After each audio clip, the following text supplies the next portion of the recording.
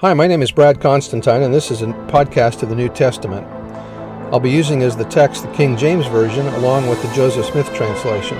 Although this is not an official recording of the Church of Jesus Christ of Latter-day Saints, every effort's been made to be as doctrinally accurate as possible. I'll also be using quotes from general authorities of the Church, the apostles and prophets, and BYU professors and others, and every word out of the Scriptures themselves.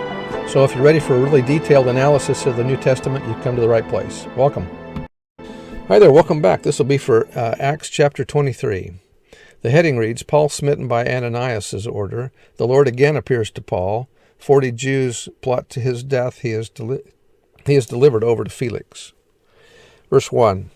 And Paul earnestly, beholding the council, said, Men and brethren, I have lived in all good conscience before God until this day. And the high priest Ananias commanded them that stood by him to smite him on the mouth. Then said Paul unto him, God shall smite thee, thou whited wall, for sittest thou to judge me after the law, and commandest me to be smitten contrary to the law?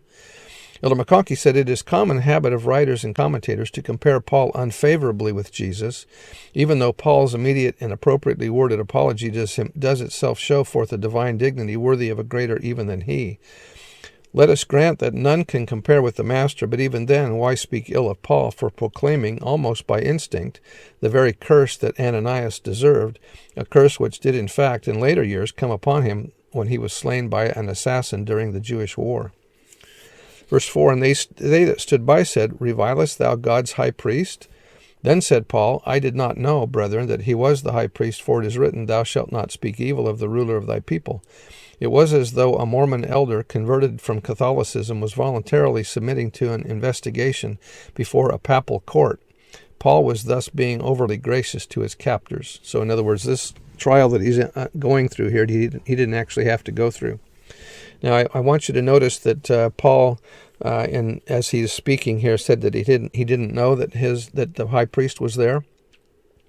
This might be evidence of one of Paul's physical problems, that he may not have had good eyesight. And later on, when he says that he had a thorn in the flesh, some people believe that maybe that was what his problem was. So we'll talk about that more later when we get to that part. Verse 6, But when Paul perceived that the one part were Sadducees and the other Pharisees, he cried out in the council, Men and brethren, I am a Pharisee, the son of a Pharisee.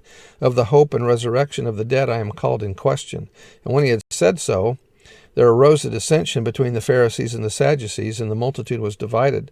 For the Sadducees say that there is no resurrection, neither angel nor spirit. But the Pharisees confess both. And there arose a great cry, and the scribes that were of the Pharisees' part arose and strove, saying, We find no evil in this man, but if a spirit or an angel hath spoken to him, let us not fight against God. And when there arose a great dissension, the chief captain, fearing lest Paul should have been pulled in pieces of them, commanded the soldiers to go down and to take him by force from among them, and to bring him into the castle, to the Antonia fortress. And the night following the Lord stood by him and said, Be of good cheer, Paul, for as thou hast testified of me in Jerusalem, so must thou bear witness also at Rome. Elder McConkie says, In his persecuted and straitened state, Paul needed comfort and assurance from on high. How should such be given? The Lord could have sent an angel. He could have spoken by the power of the Holy Spirit to the Spirit within Paul, or he could have opened the heavens and let him see again the wonders of eternity.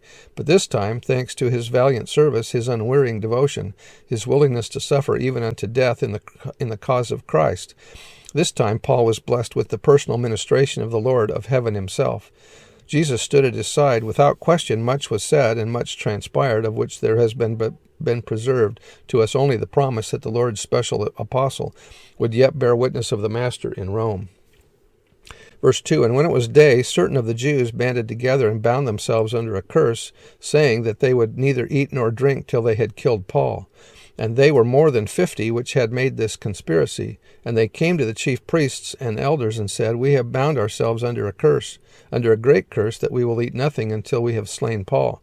Now therefore ye with the council signify to the chief captain that he bring him down unto you tomorrow, as though ye would inquire something more perfectly concerning him, and we before he come near, or before he gets here, are ready to kill him.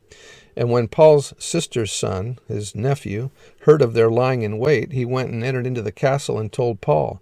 Then Paul called one of the centurions unto him and said, Bring this young man unto the chief captain, for he hath a certain thing to tell him. So he took him and brought him to the chief captain, and said, Paul the prisoner called me unto him, and prayed me to bring this young man unto thee, who hath something to say unto thee. Then the chief captain took him by the hand, and went with him aside privately, and asked him, What is it that thou hast to tell me?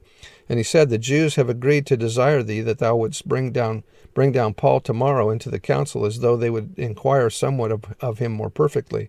But do not thou yield unto them, for there lie in wait for him of them more than 40 men. I thought I said 50. Let's see, back in verse... it does say 40. I said that wrong. Sorry, 13 says 40. I missed that. Sorry. Okay, where was I? Verse 21. But do not thou yield unto them, for there lie in wait for him of them more than 40 men, which have bound themselves with an oath, that they will neither eat nor drink till they have killed him, and now are they ready, looking for a promise from thee. So the chief captain then let the young man depart, and charged him, See thou tell no man that thou hast showed these things to me. And he called unto him 2 centurions, saying, Make ready 200 soldiers to go to Caesarea, and horsemen 70, and spearmen 200. So there's 470 men at the 3rd hour of the night. In other words, 3 in the morning. 3rd hour of the night. Yeah, not third watch. Okay. And provide them beasts, that they may set Paul on, and bring him safe unto Felix the governor. And he wrote a letter after this manner. So Paul's being sent away for his own protection. Claudius Lysias unto the most excellent governor Felix sendeth greeting. This man was taken of the Jews, and would have been killed of them. Then came I with an army, and rescued him, having understood that he was a Roman. Prior to Augustus, the power of the governor in his province was virtually absolute, and in New Testament times he remained the chief military, executive, and judicial officer, with protection of citizens his special concern. Roman society was based on status, and civil rights followed this system. Slaves had the least protection, and citizens had the most. The latter was mainly either Italians or provincial families that were rewarded for usefulness to Rome. Since they generally served by political or economic influence, Roman citizens in any city were probably at least middle class. The implication of Paul telling the examining tribune that he was born a citizen, on that occasion the mere claim of citizenship immediately stopped an intended interrogation under the whip. In the letter to Pliny of Trajan discussed earlier, that governors simply executed provincial Christians who did not forsake their religion, but others possessed of the same folly received better treatment. Because they were Roman citizens, I signed an order for them to be transferred to Rome. Paul could demand the same, which he did after facing either the danger of being murdered in another Jerusalem trial or further imprisonment after already being in custody for 2 years. He received fair treatment on several other occasions because of his Roman rights. Obviously, the Lord called an apostle to the Gentiles, especially suited to survive the dangers of hot controversy, and that was all by Richard Lloyd Anderson. Verse 28, And when I would have known the cause wherefore they accused him, I brought him forth into their council, whom I perceived to be accused of questions of their law, but to have nothing laid to his charge worthy of death or of bonds. And when it was told me how that the Jews laid wait for the man, I sent straightway, or immediately to thee, and gave commandment to his accusers also to say before thee what they had against him. Farewell. Then the soldiers, as it was commanded them, took Paul and brought him by night to Antipatris. On the morrow they left the horsemen to go with him and return to the castle, who, when they came to Caesarea and delivered the epistle to the governor, presented Paul also before him. This is about 50 or 60 miles from Jerusalem to Caesarea. And when the governor had read the letter, he asked of what province he was, and when he understood that he was of Cilicia, I will hear thee, said he, when thine accusers are also come. And he commanded him to be kept in Herod's judgment hall. And so that's the governor's headquarters, the Praetorium. Anyway, that's the end of the chapter, and we'll see what happens next time. Bye.